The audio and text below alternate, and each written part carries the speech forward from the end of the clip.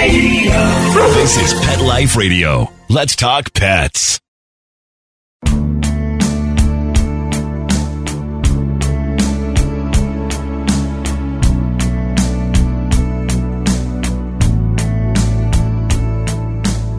Yes, everybody, you know the drill. We've started this podcast to help anybody who's interested in trapping and neutering animals.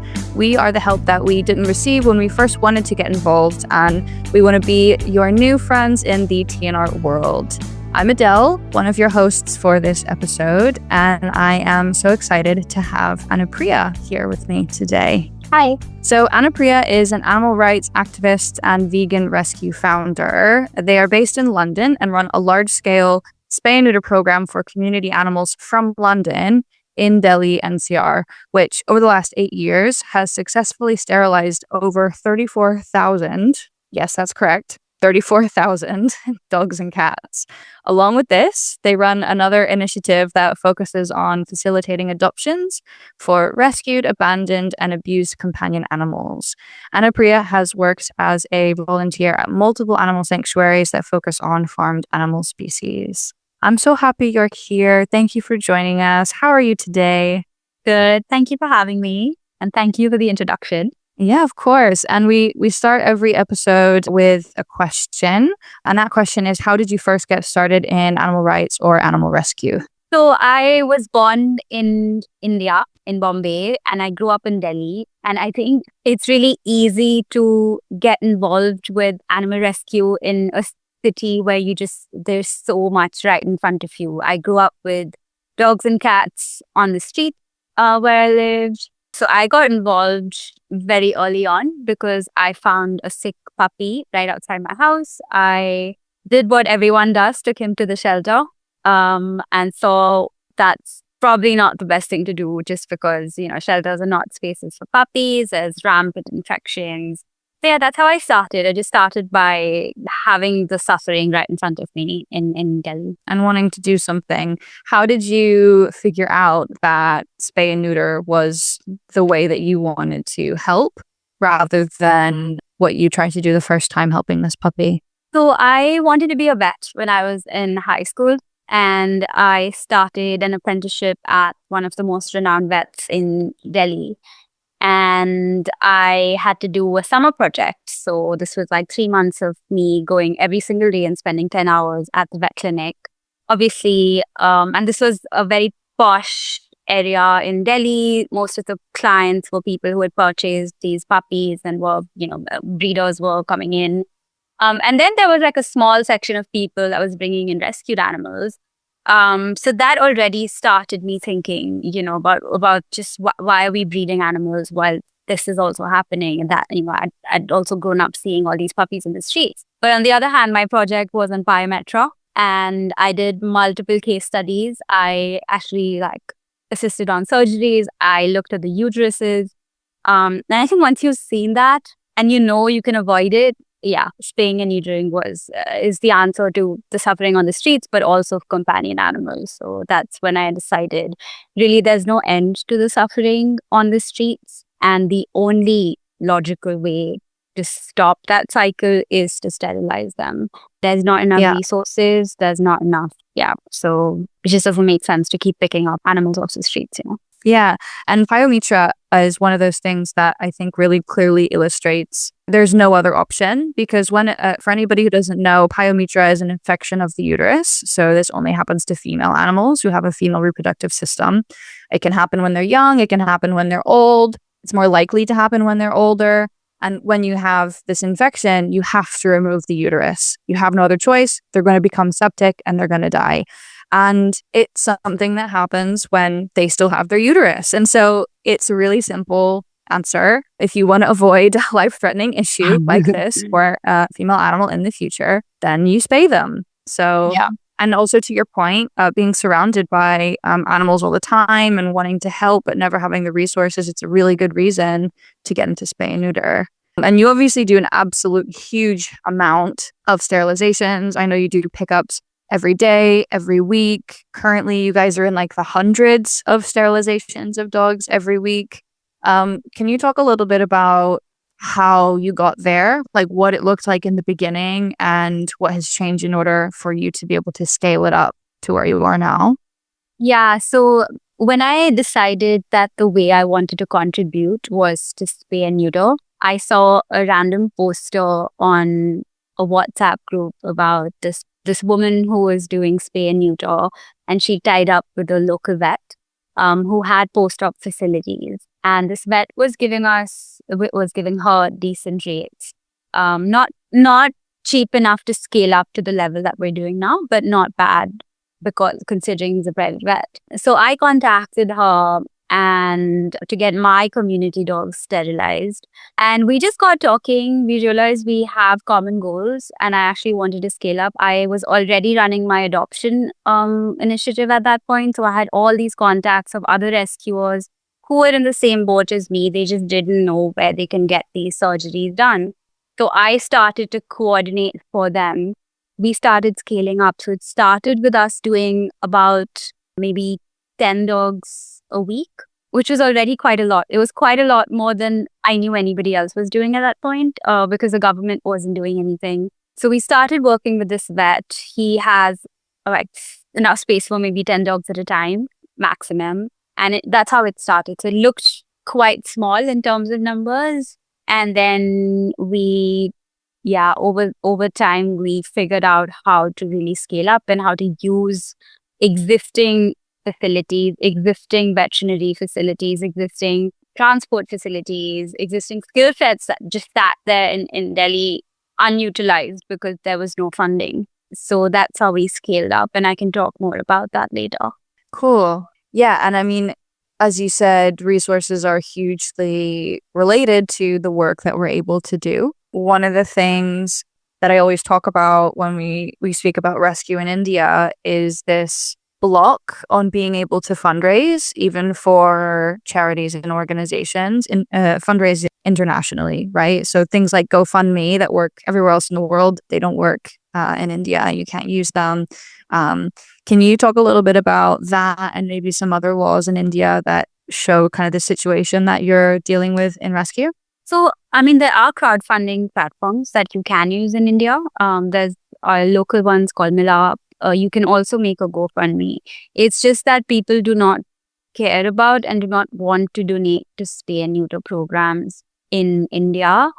And usually what works is a really sad looking animal, a really sick animal, a really sort of an accident case. People will donate to that. People just do not want to donate to spay neuter programs. And in terms of challenges, did you ask me about the laws? Yeah, if there are any specific things around laws around rescue or nonprofits or anything like that. Yeah, so there's laws around animal sterilization.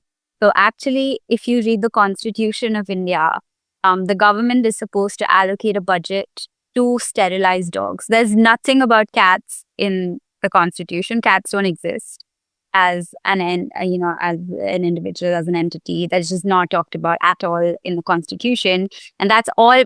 It's because everything is human centric. Dogs are considered a menace. Cats are considered invisible. Cats hide away. They live in trees. They live on roofs. Nobody really cares. For dogs, the reason there's so much legislature around dogs, there's so much. Even now, if you just go to Google and look up dog menace, Delhi High Court, Supreme Court, there's constant legal battles being fought. But actually, if you go and look at the Constitution, the government is supposed to do sterilizations at a there's a streamlined process. There's existing facilities, there's municipal corporation centers for every state that exist, but they are absolute horror shows.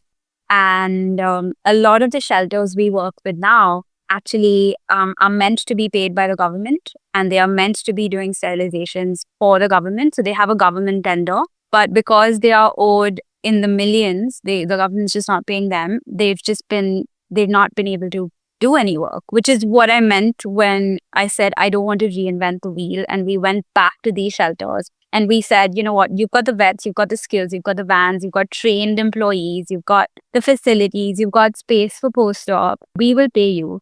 We're going to pay you this much per dog we need 3 vans every day, and we've got contacts with hundreds of volunteers now, which I'll again talk about later. But the laws exist, they're very loose. There is extreme corruption in India, which means the money never goes to the animals. There's things like, so organ counting is something these centers are supposed to do.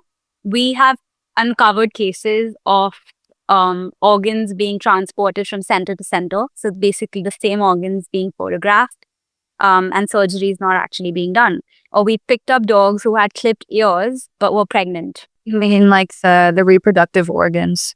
Yeah, like testicles. You mean like the and reproductive ovaries. organs, like the ovaries and the uterus and... Yeah, so they're supposed to count the testicles, take pictures as proof that they've done these surgeries, but they're not doing them.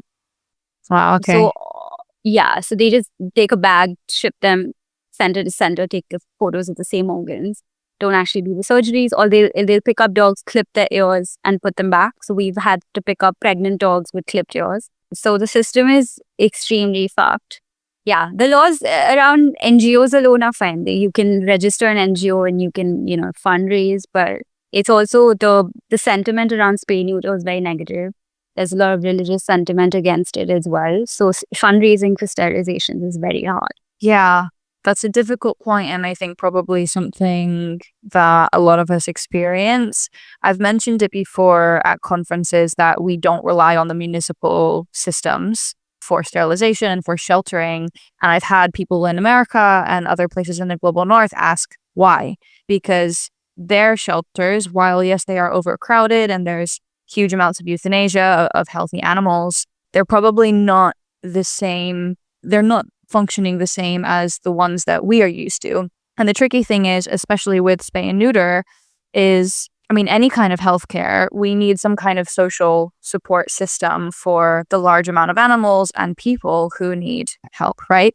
But the reason why most of the rescue work, the sterilization work is done by private organizations is because for some reason we can't access those municipal or government services, even if there are funds allocated, as you said, or they are of a quality that we are not comfortable with. But what I think was really interesting that you said is they still have some capacity, right? And so even though we have these struggles, you still tried to reach out and collaborate in some way, whether that's with the van or whether that's with spaces. No, let me just correct myself. So we don't work with the municipal centers. We work with private shelters that have been given government tenders. So they have part of their shelter that meant to have been paid by the government, but isn't.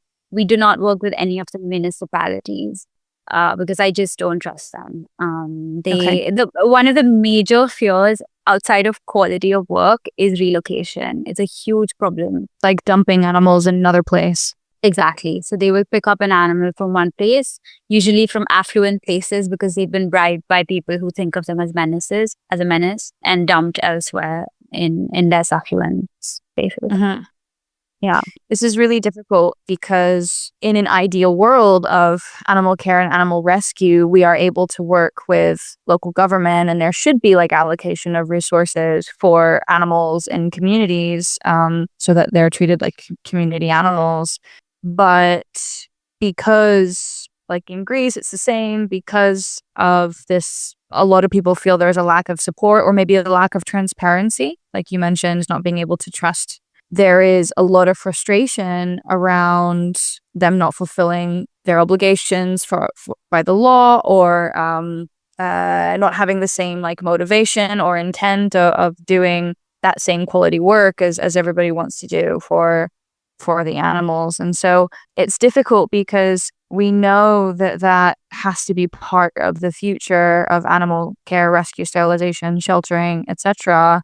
But we can't bridge that gap on our own. And so it just results in a lot of frustration and resentment. And then a lot of individual rescuers and organizations won't work with municipalities. And there's just not that connection. There's not that conversation. No. But other people are really important to what you do, right? So you mentioned these vans where you pick up dogs and transport them to vet clinics. Can you talk a little bit about what that looks like, what the people in your group do? Because you do all this work from London, and you have Yes. teams of people who support this work that you are trying to conduct in Delhi. Yes. So there's many aspects to this. So I do a lot of the coordination.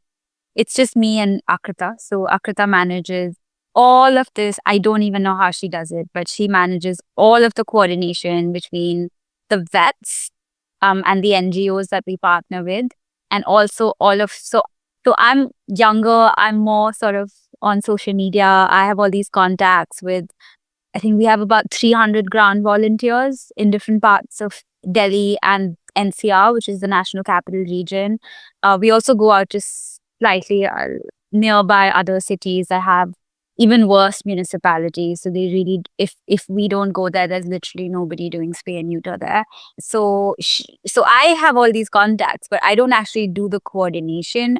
All of that coordination is done by Akrita for dogs. I do the cats. But I'm talking about dogs more just because that's where we're doing a lot more in terms of just pure numbers. I will talk about the challenges with cats as well. And then, so I think the main three aspects are the NGOs, and the NGOs have the vets, the post-op facilities, and the vans. So these are shelters that I mentioned that are private shelters that have all of this infrastructure that's just not being used, which we're trying to use by making sure they're paid for every single service that they offer us. We also work with private vets on a smaller scale, usually for cases where shelters just won't take the animals, such as younger animals, weaker animals, pregnant animals, things like that. So there's all of these challenges. So we have vets and we have shelters that we work with. Then there's myself and Akrita. And then the third most important aspect is all of the ground volunteers. So they're the ones who are tracking these dogs. They're the ones who are feeding them. They know their health history. They're helping us vaccinate them prior to pickups when possible. They're, letting us know if there's any issues post-operatively. They're amazing. So, they know each and every dog. Their dogs have names. They're cared for every single day. They're fed. They're given beds to sleep in the winter. Delhi has every kind of weather, so you need to make sure they're protected from the rain, from the winter, from the summer. So, all of these are caregivers. So these caregivers usually contact us, and this is a range of people. They could be very young students who just have dogs in their college campus that they want to help. We have people who are domestic workers, who are drivers, cab drivers, who really have no means but just care for the animals that live around them. They want to help them. Seldom do we have people that actually do have the means and the time and still want to help, because, it's easy to ignore the suffering when you're living in luxury.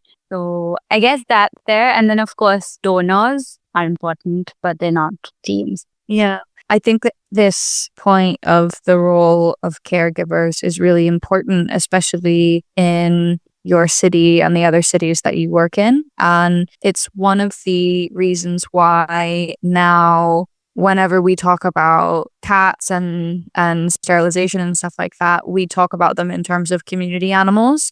I think it's very normal to talk about like stray cats, stray dogs, homeless, or street cats, street dogs, whatever. But we had a conversation about this a few years ago, and you explained why you and your team view the cats and dogs that live in these communities as part of the community, and they are given care by caregivers, as you've just explained, people who struggle to make ends meet already. And it's a much more like holistic, community-based approach to them being in part of the community.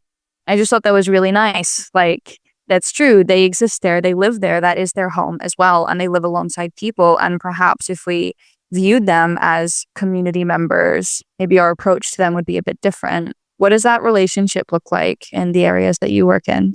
So that sounds amazing the way you put it, but unfortunately it's not like that all the time. We work in very impoverished areas. We work in areas that have no humans at all, but there's dogs massively, constantly reproducing. In India, so street dogs are very resilient, and there's a lot of trash dumping that happens. So they get by and they survive and they have litter after litter. So a lot of the areas we work in are just, they're like hundreds of dogs, empty lands, villages where there is so much suffering that honestly, even if the people and the locals wanted to help, they just don't have the means. So one of the major projects that we took on in 2017 was Khora village. It's been 8 years. We've sterilized thousands of dogs and we continue to sterilize more and more dogs. And I don't even know how so many dogs are living in that village, because honestly, there are no means. So it's a huge village. It's not a small village, but there is a lot of community feeling in some spaces, and where people can, they do offer them support. But really, when we start targeting an area, we want to get as many, at least 80 to 90% of the population. And most of these spaces are vast lands, which is dogs breeding. Pitampura is an area where we've been working on. The volunteers now just go there to find more dogs and get them sterilized. So these are not necessarily dogs that are being looked after, but we do have volunteers who are motivated enough to go and count them and really help us do as many as possible. Yeah, because they survive. It's not like they will just die off. They will survive, but with extreme levels of suffering. And that's an added challenge, because often they're very emaciated and the vets will be like, we can't operate on these dogs. But then what do we do? Do we release them just to have more puppies? Yeah.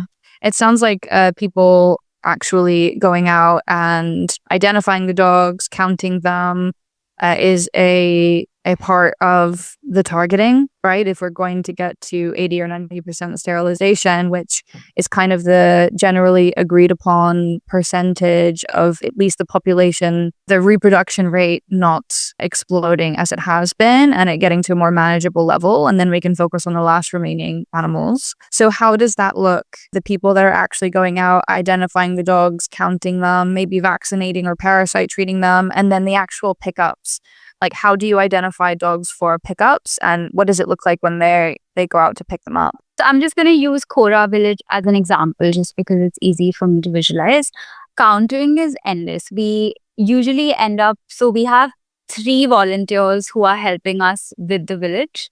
One of them is called Neelam. She is incredible. She does not live in Khora village, but she will travel there every single day if she needs to. And she really has developed a community. So she knows the locals that live there, especially the kids. The kids are amazing. They're so helpful. They know where each dog will be found sleeping if we go at a certain time of the day. And this is something I've witnessed as well. I used to go into Majnu Ka Tila and do a similar thing where I used to count the dogs. And usually it's a show, right? A van comes. There's a lot of noise, the dogs make noise, the locals make noise, and the kids have nothing to do, so they follow the van around, watching what's going on. So they're very interested, and there's a mix. There's people who are really anti us picking up the dogs, so they'll actually take the dogs into their homes and say, no, you're not taking this dog anywhere. We're not letting you take that dog. Slowly over time, we build a relationship. We make them understand that, we're doing this for their benefit. Look at what happened last time this dog had puppies. Did any of them survive? So there's a lot of relationship and people management, but usually the counting doesn't happen alone. Usually they have to rely on the people who are actually living there, because these spaces are very cluttered. Dogs hide, especially during busy hours of the day. You don't really get to see all of them. So you do want to establish more and more support within the local communities. So that's how the counting looks. They tend to, and that also helps us track the dog's health. If someone's been ill, they let us know and we can help when possible. It also means that it's easier to catch them, because these dogs tend to sometimes trust people who live around them if they've shown any kindness to them. So that's how it looks. We usually Neelam will have a list of 20 dogs she wants to send on a particular day. The van will come at 8 in the morning. There are 3 catchers, and so these are humans with a net in their hands. There is a driver who is usually also trained to catch, because there's a lot of running around happening at this point, because Neelam's kind of spotting the dogs and the catchers are running around and trying to make sure they're on both sides. In cluttered, closed villages, it's easier because the lanes are super narrow. So you can usually just have the net on one side. The dog's going to run from the other side. They usually run right into the net. And it's quick. We don't want to elongate the suffering and the trauma. So we just want to be as quick as possible with this. In large open spaces, it's very hard. So other means might have to be, some people look into safe sedation as an option, something we don't regularly do at all. But in village spaces, it's actually quite easy. So the van will come, they'll target picking up between 10 to 12 dogs. If it's a hot day, we don't want to fill up the van because it's hot inside. Because one, you're going to spend more time catching them. So they're going to be sat in the van for longer. And two, you don't want them sort of piling onto each other. You want enough space for each dog, a bowl of water in the van. And so the aim is to get 10 to 12 dogs. They go to the clinic, they're operated on the next day, and they stay. Again, it depends on the vet, but if done with our private vets, it's usually 48 hours to 72 hours. If it's done in the shelter, it's usually 4 to 5 days of post-operative care. And once they're fine, they're vaccinated for rabies, and then they're released back exactly where they were picked up from. Cool. It's a really long recovery period. That's awesome to hear that you're able to do that and make sure they're in good shape before they go back out. I think the catchers, if I understand correctly, they go through specialized training as well, right? Yes. Can you talk a little bit about what that looks like? Yes. So depends on which shelter and which catchers I'm talking about. There are shelters that are now trained within Delhi to provide this training to anybody that they employ. But there are also small programs that happen in different cities in India, which is specific to safe animal catching, safe dog catching. So you can actually, I think it's like a 2-week long program where they teach you different techniques. One is how to use the net properly, because obviously the net has metal around it. You want to make sure that the dog's not getting, hit by the metal. You have to make sure that you're angling it correctly. So there are specialized trainings that happen for that. There's also a sack method that's used where, you take a sack and you literally put it on top of a sleeping dog. That's also something they receive training for. Scruffing is something that's really, really not done on dogs. But again, in case it comes to that, they are trained on how to safely scruff without hurting themselves or the dogs, because a lot of these dogs are very skittish and they will bite if they feel threatened. So there's a certificate and they have to go through this training before they're allowed on the field.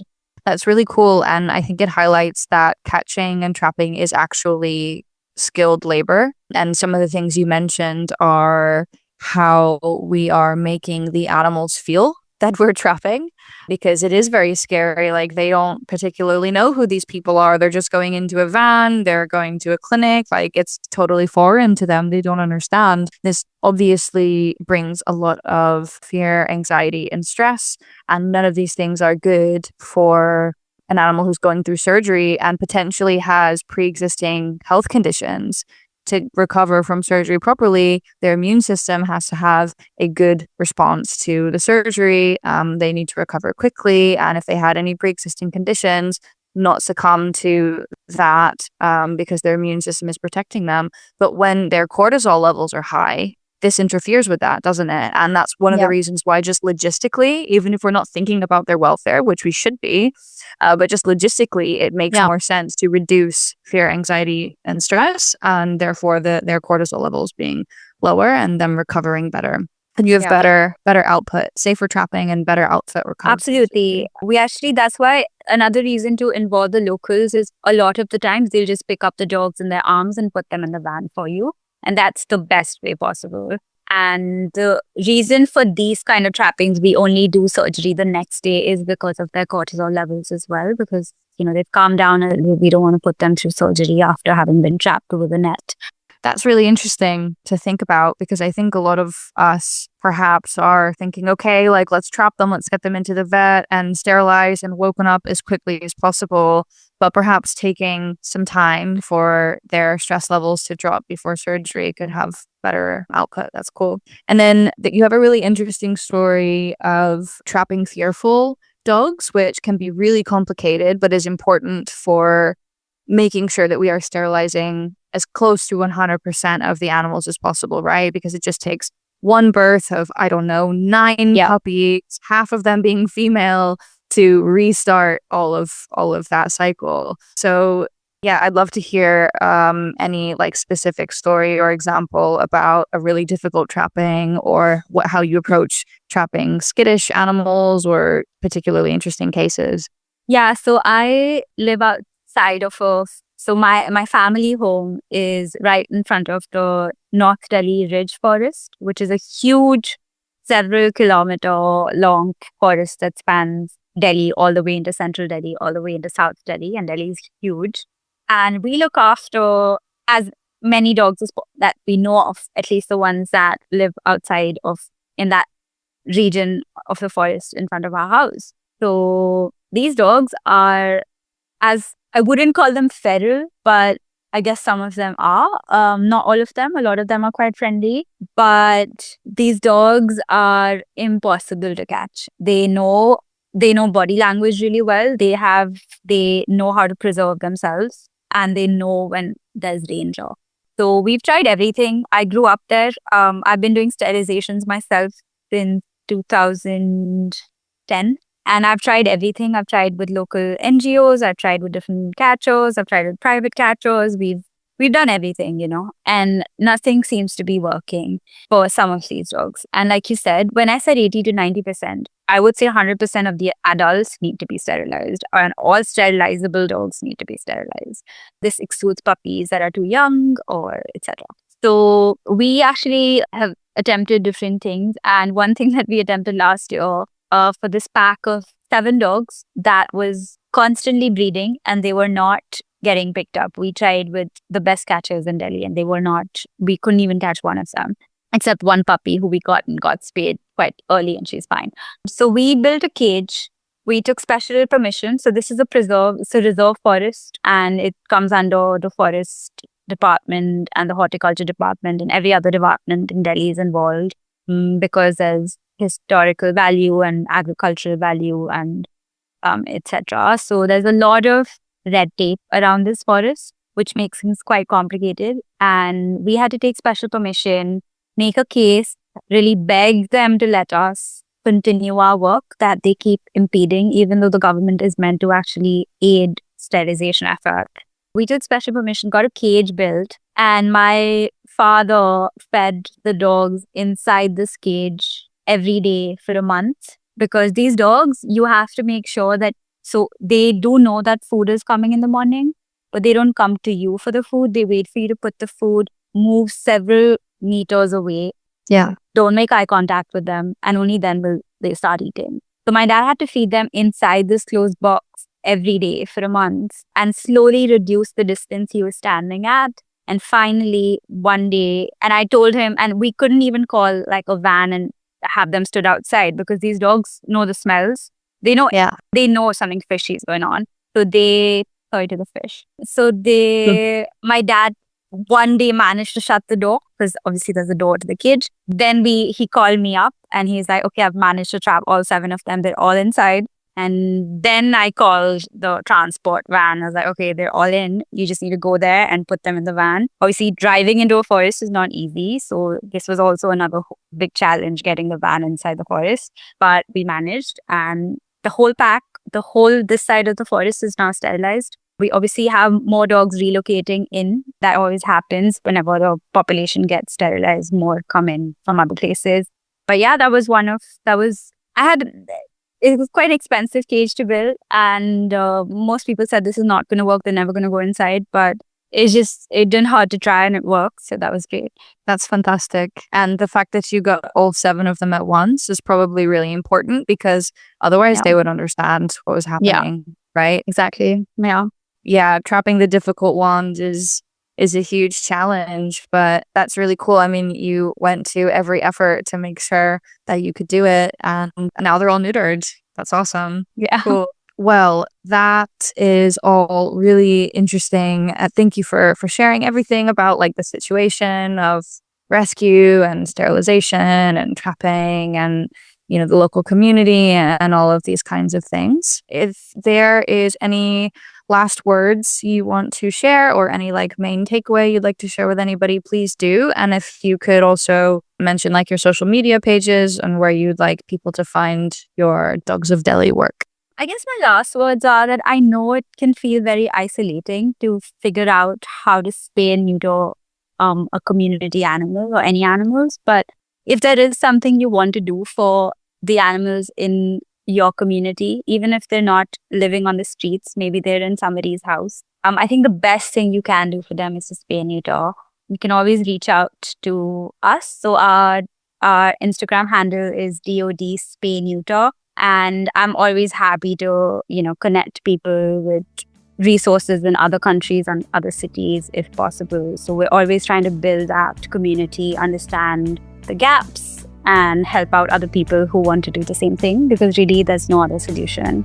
Awesome. Yeah, thank you for having me. Thank you for sharing all of that. We're really excited to have you here and about this podcast in general. It's really awesome and inspiring hearing from people like you and stories like this. And we would really love to hear about everybody else's experience. So feel free to send us a DM on either Saving Lives with 2 A's or Travel Animal Rescue on Instagram. And then see you all at our next episode. And in the meantime, stay out of trouble and keep trapping to save the streets one animal at a time. Let's Talk Pets, every week on demand, only on PetLifeRadio.com.